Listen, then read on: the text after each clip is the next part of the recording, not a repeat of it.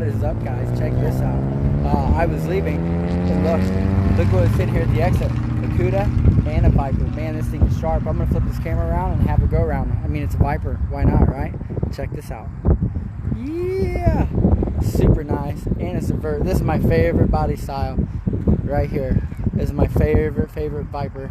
This thing's so cool, guys. And this Cuda sitting here is just super awesome. Look at this thing. Guys, I was trying to do a live, but it dropped signal or something, and it was terrible.